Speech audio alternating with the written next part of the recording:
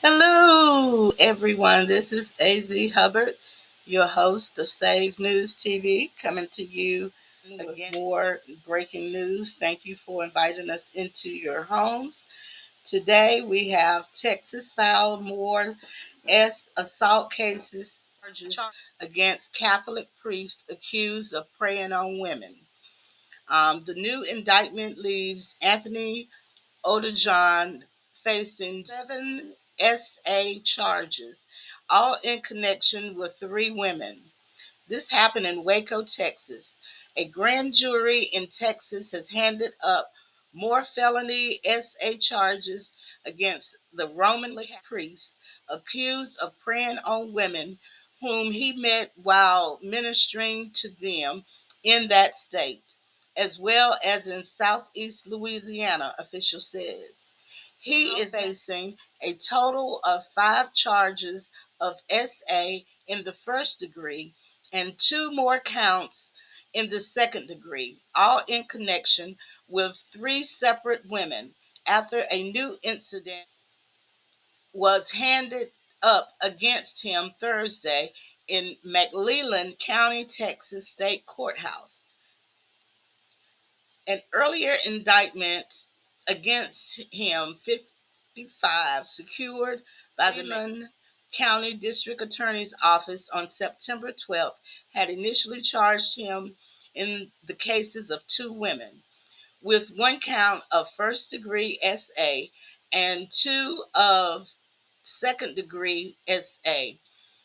Put another way, the newer indictments added 1 victim or more first degree SA charges.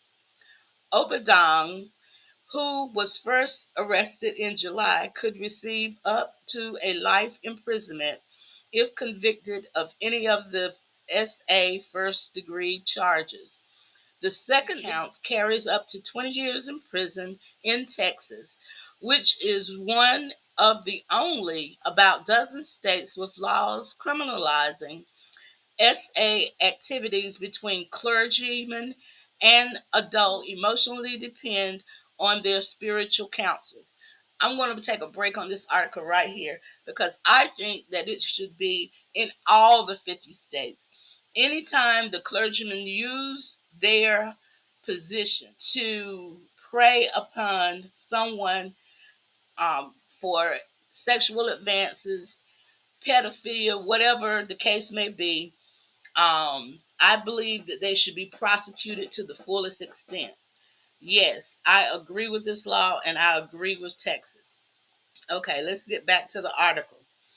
Because the case is remained pending Thursday, he is presumed to have pled not guilty to the charges against him. Thursday's grand jury produced its indictment almost immediately after it finished reviewing his case, taking hardly any time to deliberate. The police investigation in Waco, headed by Detective Bradley DeLange, led to Obregon's arrest within months of the Guardians having published a report detailing prior allegations against the priest that ranged from coercion and unwelcoming touching of financial abuse, all coming from women whom the Nigerian national met through his work at the Catholic clergyman. Sworn police statements show that the Guardian investigation prompted a woman to walk into the Waco Police Department and denounce Obregon as having SA'd her in 2012. DeLange ensuing investigation found evidence suggesting that he would position himself as spiritual advisor to women grappling with difficulties in their personal lives and then exploit his proximity to seek sexual contact. See, this is a problem. I applaud Texas.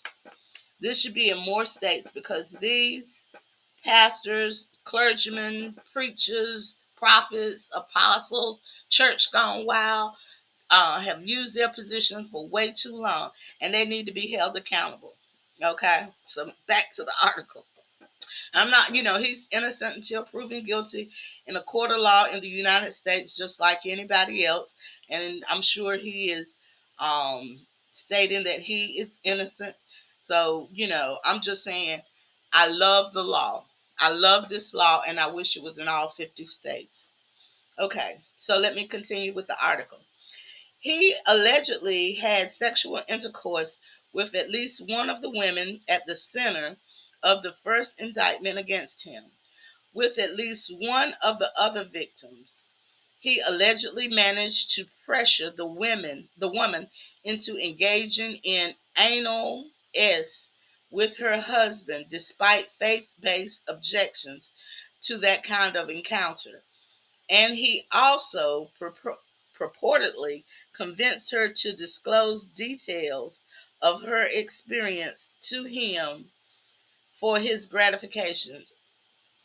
Okay. Woo! Furthermore, detectives said they found digital child A imagery in Obajan's possession. Those allegations have not been included in either of his indictments, though that does not eliminate authorities from eventually obtaining a formal charge to respect with respect to that allegation if they deem necessary. Collectively, more than 8 women have come forward to police with generally similar allegations against him. Even if not all have resulted in charges, the number of accusers removed statutes of limitations, okay, and time limits to file criminal charges as a consideration in his case, thanks to technicalities embedded into Texas law. Police arrested him near his home, where he was living within the planned Catholic community of Ave Maria, Florida. Excuse me, on July 16th. Officials later transferred him to the jail in McLendon, which includes Waco, and he was ordered held on a relatively high $2.5 million bail that he has not been able to make. Obligon was ordained into the Catholic priesthood in the Diocese of Uo, Nigeria in 1993. In 2006, the Bishop of Austin, Texas, at the time, Gregory Amon, invited him to work there. After a stop in Rome in 2015, he gained permission to work within the Archdiocese of New Orleans. Amon by then had been appointed to Archbishop of that city. The Archdiocese provided a statement to the New York Times recently stating that Obligón was only in New Orleans at the request of his supervisors in Uo. He was ministering within Amon's archdiocese until the past December, though some of his accusers have previously reported him to the church authorities in New Orleans and Austin, police, or both, according to the Guardian's investigation. At least one claim demanding damages from him and church officials are pending in an unresolved bankruptcy protection filing that the New Orleans Archdiocese made in 2020 after years of grappling with the clergy abuse related litigations. As a Penn State law student database notes, the New Orleans Archdiocese stands among more than a dozen Catholic institutions that have sought bankruptcy protection, mostly to dispense with lawsuits stemming from the worldwide church clergy abuse scandals. Revelations spurred by the New Orleans Archdiocese bankruptcy case have triggered a Louisiana state police investigation into whether the organization ran a child trafficking ring that inflicted widespread abuse of minors dating back decades. That was also covered up and not reported to law enforcement, according to statements sworn under oath by authorities. None of the archdiocese's highest ranking members, past or present, have been charged in the investigation as of Thursday. Okay, everybody, what do you think? Regarding this, I am, forever, for lack of better terms, is that they definitely need to continue this law. They need to have it in every state in the United States. And this abuse must end. These churches have gone totally wild, and we, as citizens of the United States of America, as Christian, non-Christian, and any religious leader, they need to be held accountable for abusing their power. And I am all for it. Not just him, of course. Like I stated, he is innocent until proven guilty in a court of law. But these churches have gone wild. These leaders are using their positions to take advantage of innocent people.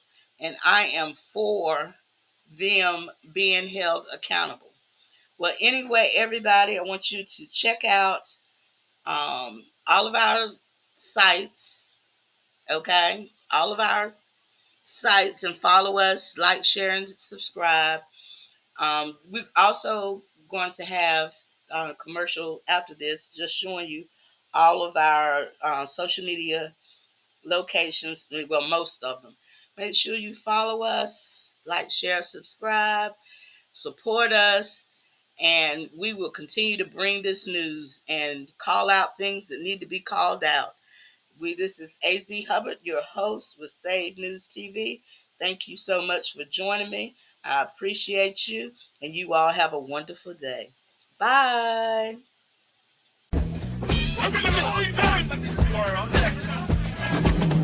I'm writing lines to lift his name, no need for fame. My spirit fed, his word is spread, saves the aim. Pen to paper, truths I scribe, a soulful vibe. To glorify the Most High, let's amplify. I am spreading the faith I hold so dear. For every tear he's ever near.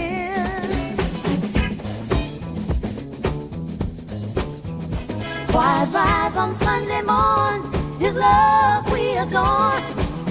Each melody a testimony, hearts reborn. In every